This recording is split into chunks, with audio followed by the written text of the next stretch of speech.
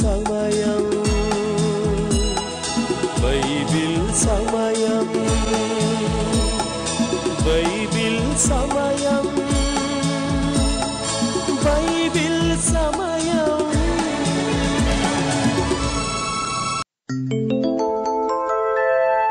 ఆదియందు వాక్యముండెను, వాక్యము దేవుని యొద్ద ఉండెను, ఆ వాక్యమే దేవుడై ఉండెను.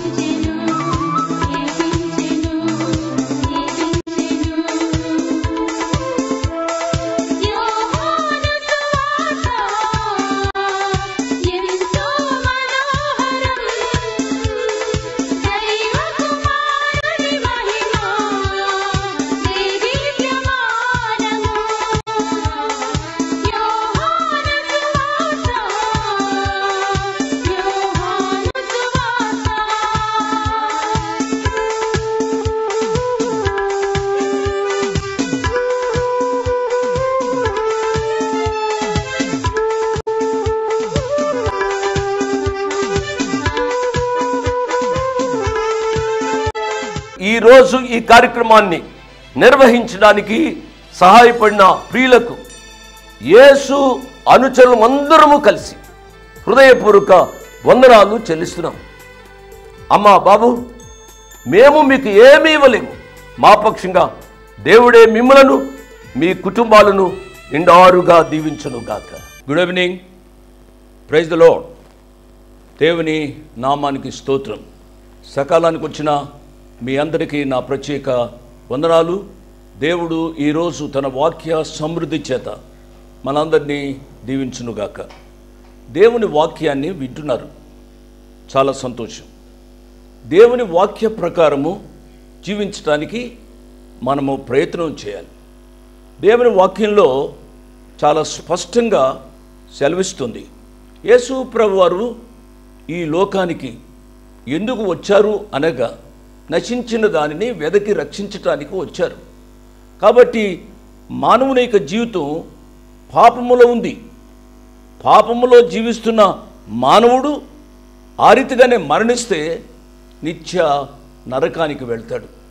ఆ నరక బాధ నుంచి తప్పించడానికి, నిత్యము ఆయనతో నిత్య సహవాసం చేయడానికి యేసు ప్రభువారు ఈ లోకానికి వచ్చారు. యేసు ప్రభువారు ఈ లోకానికి వచ్చి ఏ అద్భుతాలు చేశాడు అనడానికి కాదు. యేసు ప్రభువారు ఈ లోకంలోనికి రావడంలో కలిగిన ఉద్దేశం ఏమిటి అనగా, ఆయన మరణించి ఆయన పునరుద్ధానుడై లేవడం ద్వారా మానవుని యొక్క జీవితంలో పాప శుద్ధీకరణ జరుగుతుంది. వాక్యాన్ని వింటున్న నా ప్రియ తమ్ముళ్ళు, చెల్లెండ్రు, నా ప్రియ బిడ్డలు, మీరు ఆ రక్షణానుభవం అనుగ్రహించారా? ఆ రక్షణానుభవం హృదయంతరంగంలో జరుగుతుంది, పైకి కనబడేది కాదు. నేను రక్షింపబడ్డాను జోషిగా. జోషి రక్షింపబడ్డాడు అనంటే జోషి ఆకారంలో ఏమీ మార్పు రాదు, ఆయన శరీరంలో ఏమీ మార్పు రాదు. మార్పు వచ్చేది ఎక్కడనగా హృదయంతరంగంలో. వాక్యాన్ని వింటున్నా నా ప్రియ బిడ్డలారా, ఎవరు వాక్యం చెప్పినా, టీవీలో చెప్పినా, రేడియోలో చెప్పినా, సభలలో చెప్పినా ముఖ్యోద్దేశం ఏమిటి అనగా మానవుడు రక్షించబడాలి. రక్షించబడిన తదుపరి స్వస్థతలు జరుగుతాయి. రక్షణానుభవం లేకుండా కూడా స్వస్థతలు జరగడానికి అవకాశం ఉంది. ఈ సత్యాన్ని గ్రహించాలని నేను మనవి చేస్తున్నాను. మంచిది. ఈ సత్యాలు కొన్ని మనం ఆలోచించడానికి ముందుగా ప్రార్థన చేసుకుందాం. తలలు వంచండి, కండ్లు మూసుకునండి, ప్రార్థనలో నాతో ఏకీభవించండి. వీలున్న వారు మోకరించండి. మమ్మల్ని మిక్కిలిగా ప్రేమించిన మా ప్రియ పరలోకపు తండ్రి, వందనాలు, స్తోత్రాలు నాయన. లోకంలో ఏ మానవునికి సాధ్యం కాని అసాధ్యమైన కార్యాన్ని చేయగలిగిన మా ప్రియ తండ్రి, మీకు స్తోత్రాలు చెల్లిస్తున్నాము నాయన. నీ కుమారుణ్ణి ఈ లోకంలోనికి మీరు పంపించారు. ఆ నీ కుమారుడు మా రక్షకుడు యేసు ప్రభువారు శరీరధారిగా ఈ లోకంలో ఉన్నప్పుడు పుట్టి గ్రుడ్డి వారిని నాయన ఆయన చూపు దయచేశాడు. ఏ మానవునికి ఇది సాధ్యం కాదు. ప్రభువా, నీ కుమారుని యేసు ప్రభువారు దేవాతి దేవుడుగా శరీరాన్ని ధరించి ఈ లోకంలో జీవించారు. మీకు స్తోత్రాలు ప్రభు, మీకు స్తోత్రాలు దేవా. తండ్రి అయిన దేవా మీకు స్తోత్రాలు, కుమారుడైన దేవా మీకు స్తోత్రాలు, పరిశుద్ధాత్మదేవ మీకు స్తోత్రాలు. ప్రభు, ఈ రాత్రి నాతో మాట్లాడండి, మాతో మాట్లాడండి అయ్యా. మీ మాటలు వినడానికి చేరాము నాయన. ఈ రాత్రి మా మాటలు కాదు, మీ మాటలు వినడం ద్వారా కొద్దిమంది అయినా రక్షణానుభవంలోనికి రావడానికి సహాయం చేయండి. అనారోగ్యంగా ఉన్న వారిని మీ చిత్తమైతే ముట్టి స్వస్థపరచండి ప్రభువా. ఏ ఏ ఈతి బాధల్లో మా ప్రియులు ఉన్నారో ఆ ఈతి బాధలను మీ కృపలో నుంచి తీర్చండి ప్రభు. మీకొక్కరికే ఇది సాధ్యం. ప్రార్థిస్తున్నాం ప్రభువా, సహాయపడమని మీ కుమారుడు మా రక్షకుడు యేసు ప్రభు వారి యొక్క పుణ్యనామమున అడిగి వేడుకుంటున్నాము తండ్రి. ఆమెన్. ఆమెన్ అని చెప్పిన మీ అందరికీ నా ప్రత్యేక వందనాలు. యేసు ప్రభువారు పుట్టి గుడ్డివాడిని ఆయన బాగు చేశారు. అంటే ఒకప్పుడు అతడు గుడ్డివాడు, ఇప్పుడు చూస్తున్నాడు. ఇది చూచిన వారికి చాలా ఆశ్చర్యంగా ఉంది. ఇది ఏ రీతిగా జరిగింది అని గుడ్డివాడిని అడుగుతున్నారు. నీ కన్నులు ఏ రీతిగా తెరవబడ్డాయి అనగా అతడు చెబుతున్నాడు, యేసు అని ఒక మనుష్యుడు బురద వేసి నా కన్నుల మీద పూసి నీవు సిలోయమును కోనేటికి వెళ్ళి నువ్వు కడుక్కో, నీవు చూపు పొందుతావు అని నాతో చెప్పాడు. ఆయన పేరు యేసు అని చెప్పాడు. ఆయన చెప్పినట్టుగా నేను వెళ్ళి ఆ కోనేటిలో నేను కడుక్కున్నాను, నాకు చూపు వచ్చింది అని చెప్పిన వెంటనే చాలామందికి ఆసక్తి పెరిగింది. ఎవరబ్బా ఆయన అని. ఎవరు ఆయన? ఆయన ఎవరో నువ్వు చెప్పగలుగుదువా అని అంటే ఆయన అన్నాడు, నేను ఆయనను ఎరుగను అని అన్నాడు. ఆయనను చూడాలనే ఆశ ఎప్పుడైతే ఆ గుడ్డివానికి సాక్ష్యాన్ని విన్నారో చాలా కుతూహలం పెరిగింది. అతని సమాధానం విన్నారు కదా, నా కన్నులు తెరిచిన వ్యక్తి ఎవరో నాకు తెలియదు అన్న వెంటనే ఆ క్యూరియాసిటీ పెరిగి ఆయనను చూడాలని ఆశపడ్డారు. ప్రియులరా, యేసు ప్రభువారిని చూడకుండానే అతని కన్నులు తెరవబడ్డాయి. అంటే ఇక్కడ మనం గ్రహించవలసింది ఏమిటి అనగా, యేసు ప్రభువారిని మనం ఫిజికల్గా చూడవలసిన పని లేదు. ఈ సత్యాన్ని మీరు అర్థం చేసుకోవాలి. ఆయన యందు విశ్వాసం ఉంచితే చాలు, నీ విశ్వాసము నిన్ను రక్షిస్తుంది. దయచేసి మనము ఆలోచించాలి. అద్భుతాలు జరుగుతాయి, నేను కాదనటంలే. చూచి నమ్మిన వారి కంటే చూడక నమ్మిన వారు ధన్యులు అని దేవుని యొక్క వాక్యం చెబుతుంది. వెలుచూపు వలన కాక విశ్వాసం వలననే నడుచుకోవాలి అని కూడా వాక్యం చెబుతుంది. కాబట్టి విశ్వాసముతో జీవించటానికి మనము అభ్యాసము చేసుకోవాలి. ఇక రెండవ తరగతి మనుషులను గూర్చి మనము ఆలోచించాలి. నేను చదువుతాను. రెండవ తరగతి పరిచయలను గూర్చి నేను చదువుతాను.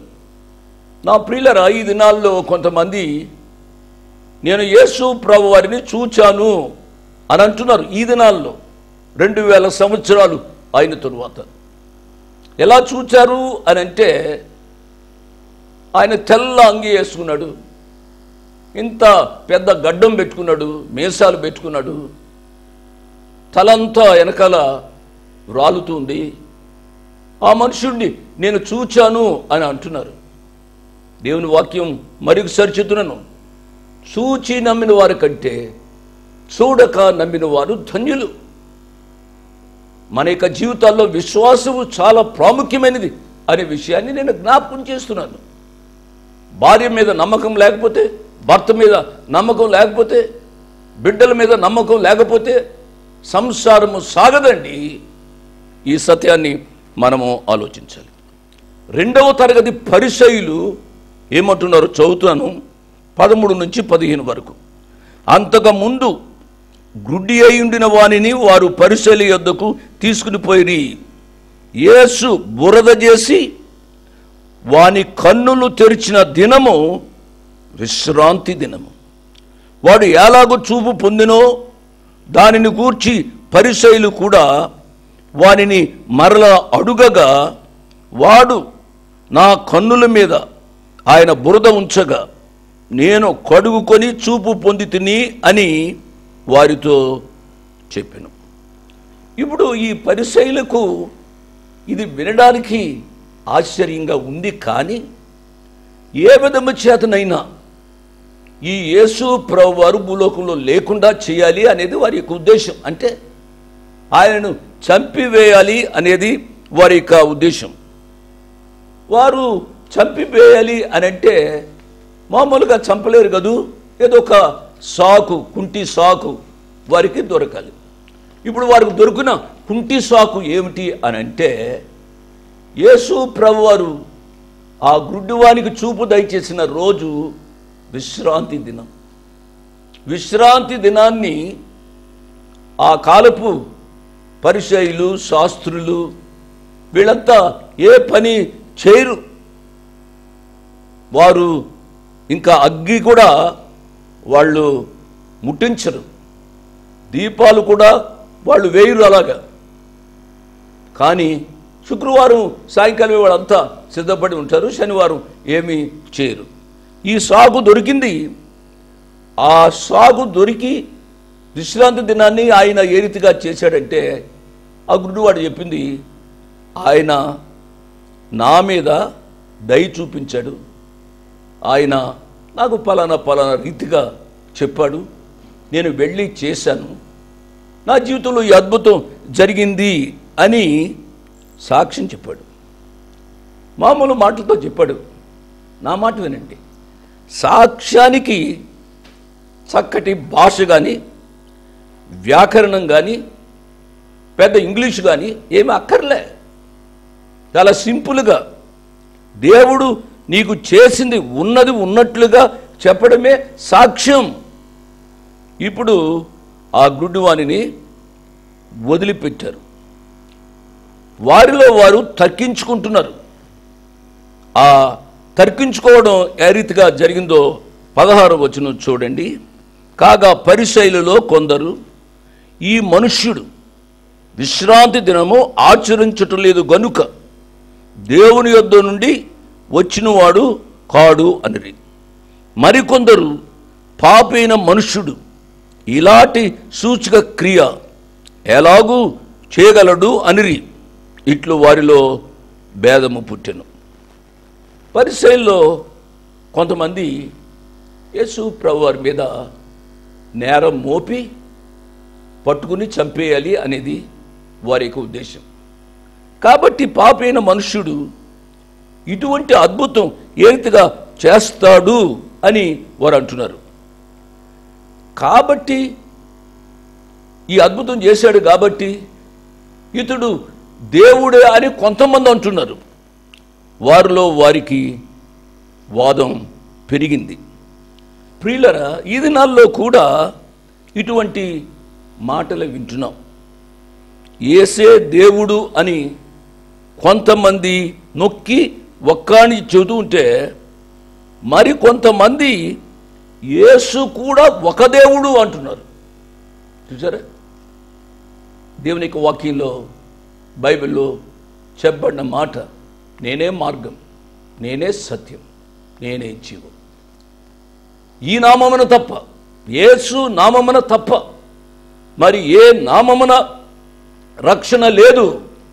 యేసు అనే మాటకు, నామానికి ఉన్న అర్థం ఏమిటి అనగా, తన ప్రజలను వారి పాపముల నుండి ఆయన రక్షించును గనుక ఆయనకు యేసు అను పేరు పెట్టింది. యేసు అను పేరు పెట్టబడింది. ప్రియులరా, పాపి అయిన మానవుడు మోక్షానికి వెళ్ళాలి అని అంటే యేసు ప్రభు వారిని హృదయంలోనికి స్వీకరించాలి అని ప్రభు పేరిట నేను జ్ఞాపకం చేస్తున్నాను. ఆయనకు సమానులు ఎవరూ లేరు. ఆంధ్ర క్రైస్తవ కీర్తనలో ఒక పాట ఉంది, సమానులెవరు ప్రభు, నీకు సమానులెవరు అని రచించిన ఆ దైవజనులతో కలిసి మనం కూడా ఆయన గొప్పతనాన్ని శ్లాఘించాలి. ఆయన గొప్పతనాన్ని మనము పాడుకోవాలి. 17వ వచనం, కాబట్టి వారు మరలా ఆ గుడ్డివానితో, అతడు నీ కన్నులు తెరిచినందుకు నీవు అతను గూర్చి ఏమనుకునుచున్నావు అని అడుగగా వాడు ఆయన ఒక ప్రవక్త అనేను. వారు ఈ సమస్యను వదిలిపెట్టలే. ఆ వ్యక్తిని ఊరికే ప్రశ్నలు అడుగుతున్నారు. అసలే అతడు గుడ్డివాడు, లోకం ఇంతవరకు చూడలేదు. కాబట్టి ఆ గుడ్డివాని నోటి నుంచి ఏదో తప్పు చిక్కించుకోవడం అనేదే వారి యొక్క ఉద్దేశం. యేసు ప్రభువారిపై ఉన్న ద్వేషంతో వీరిలో భక్తి, వినయం, మంచి చెడు అనేది ఏమి లేదు. అవన్నీ నశించిపోయాయి. వీరికి ప్రభువారిని ఏ రీతికైనా చంపేసేయాలి అనే ఉద్దేశం పెరిగింది.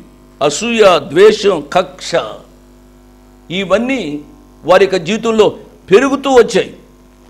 ఇప్పుడు మరల చూపు పొందిన వారిని పిలిచారు.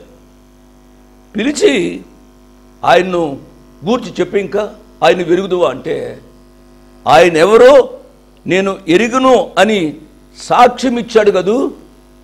ఇప్పుడు ఏమంటున్నాడంటే, అతడు ప్రవక్త అంటున్నాడు. చూసారా, ఆ పుట్టు గుడ్డివానిలో వచ్చిన మార్పు మనము అర్థం చేసుకోవాలి. మొదట్లో నాకెవరో తెలియదు అన్నాడు. రెండవసారిలో అతడు ప్రవక్త అంటున్నాడు. అంటే ఆయన దేవునితో పంపబడినవాడు, మెస్సియా, కాబట్టే నన్ను బాగు చేశాడు అని గట్టిగా చెబుతున్నాడు ఈ పుట్టి గుడ్డివాడు. ఇంతటితో ఆ పరిచయలో ఆగలేదు. 18 నుంచి 22 వరకు చదువుతున్నాను. వాడు గ్రుడ్డివాడయుండి చూపు పొందినని యూదులు నమ్మక చూపు పొందిన వాని తల్లిదండ్రులను పిలిపించి, గ్రుడ్డివాడై పుట్టినని మీరు చెప్పు మీ కుమారుడు వీడేనా?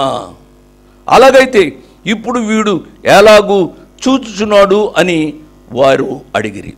22 వరకు చదువుతాను. అందుకు వాని తల్లిదండ్రులు, వీడు మా కుమారుడనియు వీడు గ్రుడ్డివాడిగా పుట్టిననియు మేము ఎరుగుదుము. ఇప్పుడు వీడు ఎలాగూ చూచుచున్నాడో ఎరుగము. ఎవడు వీని కన్నులు తెరిచినో అదియూ మేము ఎరుగము. వీడు వయసు వచ్చినవాడు, వీనినే అడుగుడి, తన సంగతి తానే చెప్పుకొనగలడని వారితో అనిరి. వాని తల్లిదండ్రులు యూదులకు భయపడి అలాగూ చెప్పిరి. ఎందుకనినా ఆయన క్రీస్తు అని ఎవరైనను ఒప్పుకుని ఎడల వానిని సమాజ మందిరంలో నుండి వెలువేతుమని యూదులు అంతకు మునుపు నిర్ణయించుకొని ఉండిరి. ప్రియులారా, ఏ రీతిగా అయినా ఆ ప్రభు వారిని చిక్కించుకోవాలి అనేది వారి యొక్క ఉద్దేశం. చూపు పొందిన ఆ వ్యక్తితో లాభం లేదు అనుకున్నారు వాళ్ళు. కాబట్టి ఆ పుట్టుగ్రుడ్డు వాని యొక్క తల్లిదండ్రులను పిలిపించారు. ఈ దినాల్లో కూడా కొంతమంది క్రైస్తవేతరులు రక్షించబడి ఇటువంటి హింసకు గురి అవుతున్నారు. నాకు తెలిసినండి చాలామంది క్రైస్తవేతరులు నా పరిచర్యలో రక్షింపబడ్డారు. వారి బాధలు చెబుతూ ఉంటే భర్త ద్వారా, అత్తమామల ద్వారా, ఆడబడుచుల ద్వారా, మరుదుల ద్వారా, బావల ద్వారా వారే పడే కష్టాలు చెబుతూ ఉంటే హృదయం జలధరిస్తుంది. అలా కష్టాలు పడుతున్న నా ప్రియ బిడ్డలరా, ఈ రాత్రి ఈ వాక్యం వింటూ ఉంటే మీరు అధైర్యపడవద్దు. పరలోకంలో ఉన్నతమైన బహుమానాలు మీ కొరకు సిద్ధం చేయబడ్డాయి అనే సత్యాన్ని మీరు ఎరిగి మీరు భయపడకుండా విశ్వాసమునకు కర్తయు దానిని కొనసాగించువాడైన యేసు ప్రభువారి వైపు చూస్తూ ఈ జీవన పరుగు పందెంలో ఓపికతో పరిగెత్తుమని ప్రభు పేరిట నేను జ్ఞాపకం చేస్తూ ఉన్నాను. మేము రక్షించబడ్డాము, మేము క్రైస్తవేతరులు. మా బిడ్డల యొక్క సంగతి ఏమిటి? మా బిడ్డలు ప్రభువుని అంగీకరించలేదు. మేము క్రైస్తవులం అయ్యాము కాబట్టి మా బిడ్డలకు సంబంధాలు రావడం లేదు అని వాపోయేవారు చాలామంది ఉన్నారు. నా ప్రియులరా, అధైర్యపడకండి. ఇవి మామూలుగా వచ్చే సమస్యలే. అమ్మా, బాబు, ఈ సమస్యను తీర్చేవాడు ఆ ప్రియ ప్రభువే అనే విషయాన్ని నేను జ్ఞాపకం చేస్తున్నాను. మన యొక్క జీవితాలలో ఆ గుడ్డివాణిని ఆదరించినవాడు, ఆ గుడ్డివాణి యొక్క సాక్ష్యం మతాధికారులను అది ఎంతో బాధ పెట్టిన రీతిగా మనను హింసించువారు అనేక నష్టాలు పొందుతారు. మన యొక్క ఉద్దేశం అది కాదు. వారు నష్టాలు పొందాలి అనేది మన యొక్క ఉద్దేశం కాదు. వారు రక్షించబడాలి అనేది మన యొక్క ఉద్దేశం. నా ప్రియులరా, నేను ఎరుగుదునమ్మా బాబు, మిమ్మల్ని వెలివేస్తారు, మీకు బిడ్డలకు కష్ట నష్టాలు తీసుకొస్తారు. అయినప్పటికీ ప్రభు కొరకు నిలబడుతున్నా మీకు నా హృదయపూర్వక ధన్యవాదాలు. ఆ భారమంతా ఆ ప్రియ ప్రభుపై వేయమని ప్రభు పేరిట నేను జ్ఞాపకం చేస్తున్నాను. ఇక్కడ తల్లిదండ్రులు కుమారుణ్ణి సపోర్ట్ చేయడానికి బదులుగా వాళ్ళు ఏమంటున్నారంటే సమాజానికి భయపడి ఆయన్నే కనుక్కోండి అని చెప్పి వారు తప్పించుకోవడానికి ప్రయత్నం చేశారు. తదుపరి ఏమి జరిగిందో వచ్చే పాఠంలో నేను చెప్తాను.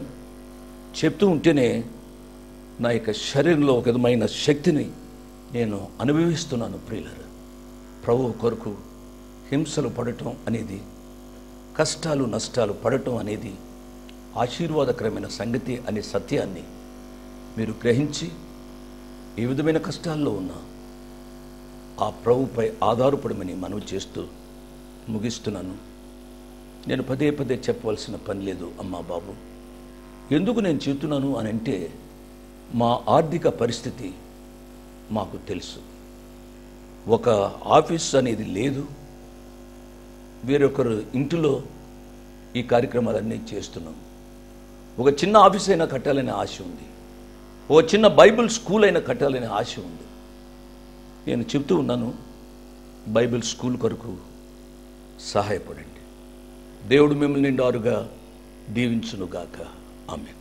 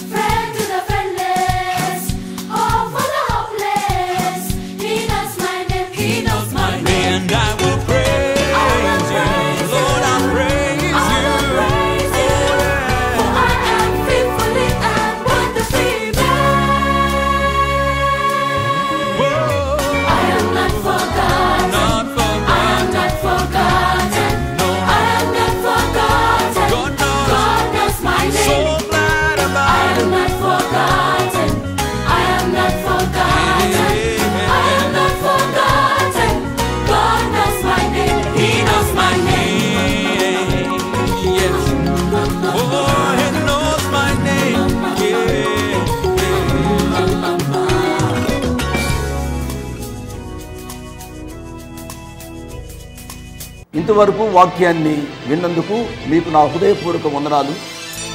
ఒక ప్రత్యేకమైన మనవి చేయడానికి మరొకసారి మీ ముందుకు వస్తున్నాను. అదేమిటనగా, ఈ కార్యక్రమాన్ని నిర్వహించడానికి నేను ఎంతో ధైర్యం చేశాను అనే విషయాన్ని జ్ఞాపకం చేస్తున్నాను. డబ్బుండి కార్యక్రమాన్ని ప్రారంభించలేదు. నన్ను రక్షించి ఇంతవరకు పిలిచిన ప్రభు ఉన్నారు అని, తదుపరి విశ్వాసులైన మీరు ఉన్నారు అనే ధైర్యంతో ఈ కార్యక్రమాన్ని కొనసాగిస్తున్నాం.